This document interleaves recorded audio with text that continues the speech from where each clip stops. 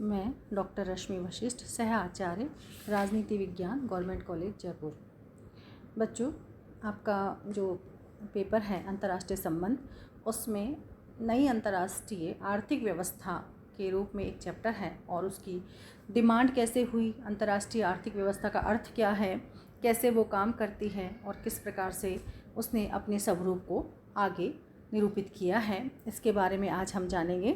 नई अंतर्राष्ट्रीय आर्थिक व्यवस्था अवधारणा से अभिप्राय है कि नवोदित विकासशील देशों के मन में इस बात की उत्कंठा कि उनका आर्थिक विकास पूंजीवादी देशों की स्वेच्छा पर निर्भर न रहे, बहुराष्ट्रीय निगम उन्हें कच्चा माल उत्पन्न करने वाले उपनिवेश न माने। यह सिद्धांत विकासशील राष्ट्रों के राष्ट्रीय हितों के अनुकूल है, चूँकि विश्व के आधे से अधिक कच्चे माल पर उनका क्षेत्राधिकार है। इसलिए नवीन अंतर्राष्ट्रीय आर्थिक व्यवस्था के निर्माण की मांग की गई। तीसरी दुनिया के राष्ट्रों ने, ये लोग चाहते थे कि विकसित देशों के साथ व्यापार की वरीयता मिले, विश्व मुद्रा व्यवस्था में सामान्यकरण हो, कच्चे माल की कीमत को घटाने बढ़ाने की प्रवृत्ति का निरोध हो, विकासशील देशों द्वारा उत्पादित औद्योगिक माल के निर्यात को प्रोत्साहन दिया जाना चाहिए। तो इस प्रकार नई अंतर्राष्ट्रीय अर्थव्यवस्था की जो डिमांड थी, जो मांग थी, वो शुरू की गई।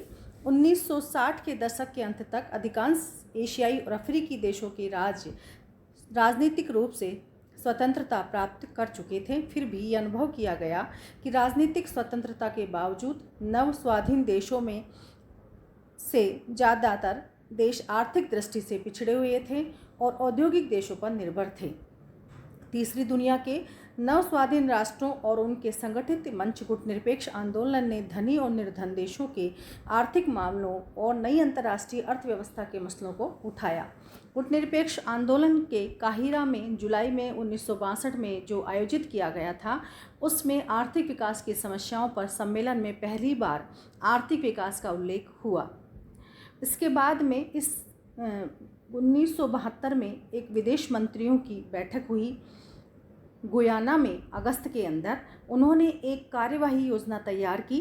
विकासशील गुटनिरपेक्ष देशों की समस्याओं के बारे में उन्होंने विस्तार से बातचीत की। गुटनिरपेक्ष देशों के विदेश मंत्री विश्व अर्थव्यवस्था की समीक्षा करने के बाद यह घोषणा करते हैं कि जहाँ तक विकासशील देशों के तुरंत विकास का संबंध है, साम्राज्यवाद ही उनके विकास में मुख्य अड़चन बना हुआ है। इस प्रकार विकासशील देशों की जनसंख्या 2 अरब 60 करोड़ है, जिसमें से 80 करोड़ से अधिक निरक्षर हैं। 1 अरब से अधिक लोग कुपोषण और भुखमरी के शिकार हैं। यह निसंदेह भयावह स्थिति थी और सम्मेलन में शामिल नेताओं ने इसके उपचार के लिए तुरंत उपाय किए जाने की डिमांड की। इसी दिशा में एक महत्वपूर्ण कदम के रूप में गुटनिरपेक्ष सम्मेलन में प्रस्ताव किया गया और वह प्रस्ताव उसके बाद में कि एक विशेष अधिवेशन बुलाया जाए और अल्जीरियस आह्वान की अनुसुना नहीं रहा असल। और फिर गुटनिरपेक्ष देशों की इसी पहल के क्रियान्वयन के रूप में संयुक्त राष्ट्र महासभा का 6वां विशेष अधिवेशन बुलाया गया, जिसने 1 मई 1974 को नई अंतर्राष्ट्रीय अर्थव्यवस्था स्थापित करने की घोषणा कर दी। तब से अब तक इस दिशा में 3 महत्वपूर्ण कदम उठाए गए हैं। पहला, नई अंतर्राष्ट्रीय आर्थिक व्यवस्था की स्थापना के लिए संयुक्त राष्ट्र घोषणा, नई अंतर्राष्ट्रीय आर्थिक व्यवस्था की स्थापना के लिए कार्यवाही हेतु कार्यक्रम, राज्यों के आर्थिक अधिकारों एवं कर्तव्यों का चार्टर।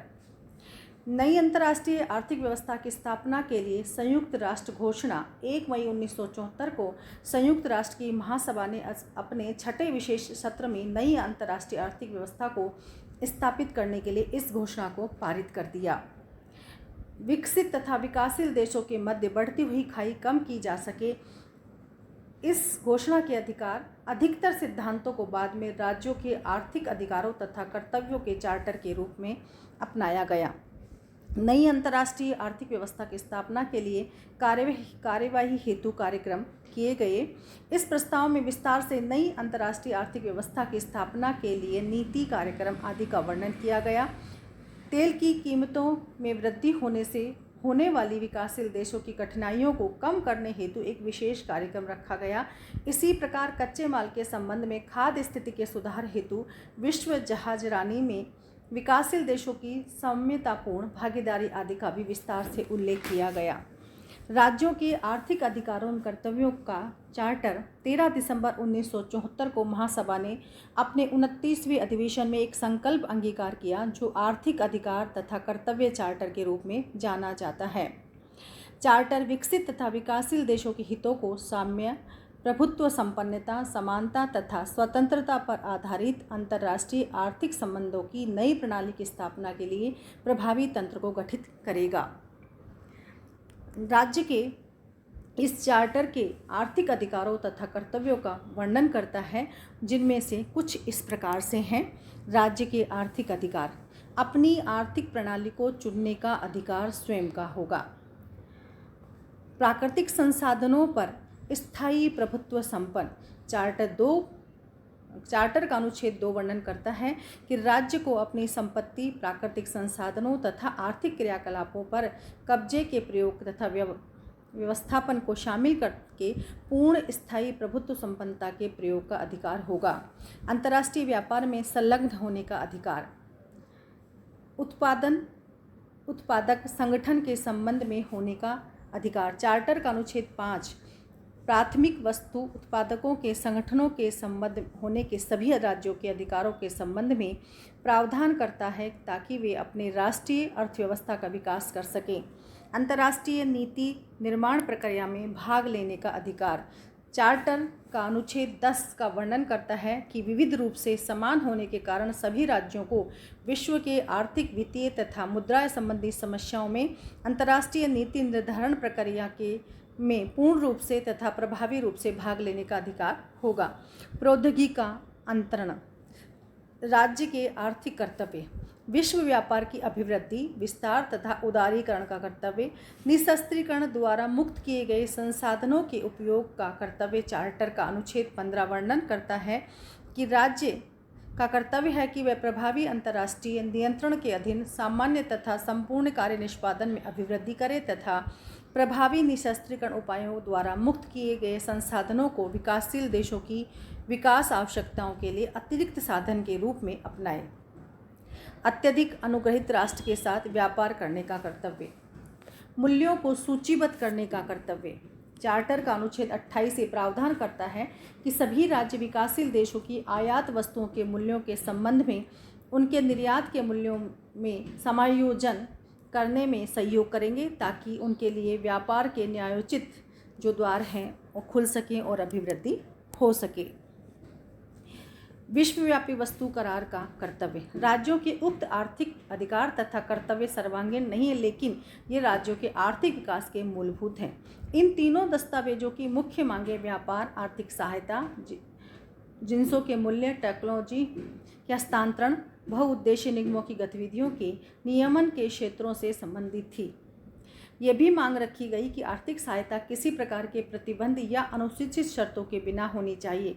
आर्थिक सहायता से ही काफ़ी हद तक जुड़ी हुई मांग की थी कि अंतर्राष्ट्रीय मुद्रा कोष एवं वित्तीय संस्थाओं तथा ऋण संस्थाओं का पुनर्गठन करने की मांग की गई। तकनीकी हस्तांतरण के मामले में इस बात पर जोर दिया गया था कि विकासशील देशों की आवश्यकताओं के अनुरूप तकनीकी उपलब्ध कराने, वहां स्वदेशी तकनीकी विकसित करने के उद्देश्य से अनुसंधान को बढ़ावा देने के उद्देश्य से एक आचार संहिता तैयार की जाए। इस प्रकार नई अंतर्राष्ट्रीय अर्थव्यवस्था की कुल मांग का मुख्य आधार विकसित और विकासशील देशों की पारस्परिक निर्भरता है। ये है कि ये आपस में निर्भर रहें। इस धारणा पर आधारित है कि अमीर और गरीब विश्व अलग अलग रहकर लंबे समय तक जिंदा नहीं रह सकते हैं। एक खुशहाल विश्व का निर्माण तभी हो सकता है जब विश्व के विभिन्न देशों की पारस्परिक आर्थिक क्रियाएं न्याय, समानता, औचित्य और शोषण रहित समाज पर आधारित हो। अतः यह बुद्धिमानी नहीं होगी कि औद्योगिक देश विकासशील देशों की उचित मांगों को अनदेखी करें। विकासशील देशों की आर्थिक स्थिति की निरंतर गिरावट चलने से दीर्घावधि में औद्योगिक देशों पर भी बुरा असर पड़ेगा। अतः अंतर्राष्ट्रीय आर्थिक संबंधों से संबंधित मसलों को विकसित और विकासशील देशों के बीच संवाद या विचार विमर्श के द्वारा संतोषजनक ढंग से हल किया जाना चाहिए।